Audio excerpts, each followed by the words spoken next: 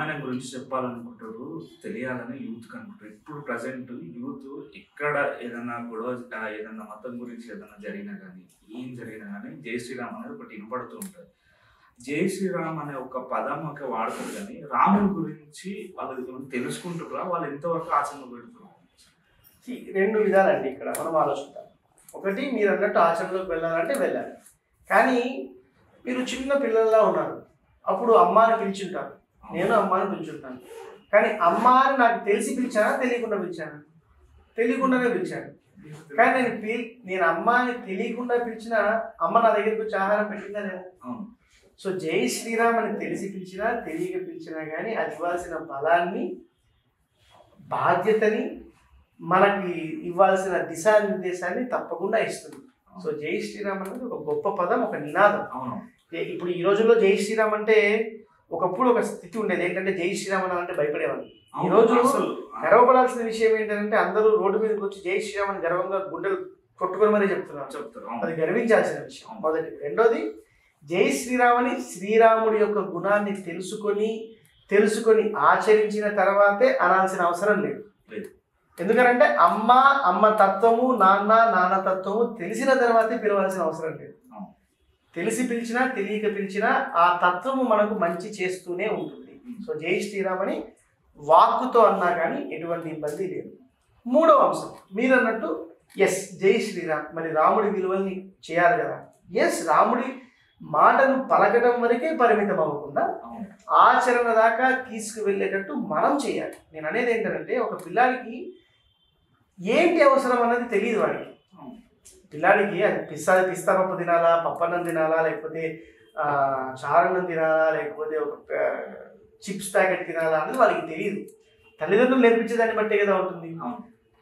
సమాజంలో బాధ్యత కలిగే పొజిషన్లో ఉన్న ప్రతి ఒక్కరూ చేయాల్సిన పని ఏంటంటే, అది మీడియా అవ్వచ్చు, రాజకీయ నాయకులు అవ్వచ్చు, ఇంకొకరు అవ్వచ్చు, వాళ్ళు చేయాల్సిన పని ఏంటి అని అంటే, రాముడు రామాయణము ఇది మీ విలువలకు నాయన, మిమ్మల్ని మీరు ఉద్ధరించుకోవటానికి, కాబట్టి కనీసం ఒక పారాగ్రాఫ్, ఒక శ్లోకం యొక్క అర్థం తెలుసుకోండి చాలు అని మొదట అర్థం చెప్పాలి.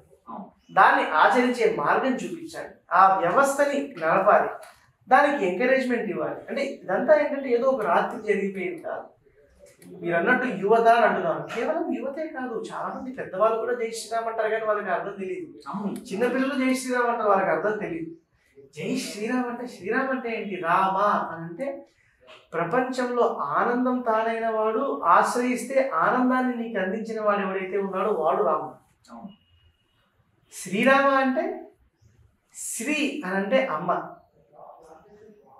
అంటే ఆనందాన్ని మనకి ఇప్పించడానికి. అంటే రాముడిని మనం పిలుస్తాం రామా అని, అయితే ఆ రాముడికి మనకు మధ్యలో ఉన్న గ్యాప్ను పూడ్చడానికి అమ్మ ఉందన్నమాట. వీడు రామా అంటున్నాడు, స్వామి మీరు వెళ్ళి ఆయనకి సంతోషాన్ని ఇవ్వండి, ఆనందాన్ని ఇవ్వండి అంటే మన మాట వింటుంది, ఆయనకు మన మాట వినిపిస్తుంది. అంటే తను వింటుంది, తను విన్న మాటను రాముడికి వినిపిస్తుంది అనమాట. అలాంటి అమ్మతో కూడిన స్వామి శ్రీరాముడు. సో సీతారాములు ఇద్దరు ఉన్నారు. ఇలాంటి వాళ్ళకి జై అని అంటే ఏంటంటే, అలాంటి వాళ్ళు నా మనస్సులో ఎప్పుడూ సుస్థిరంగా నిలవాలి.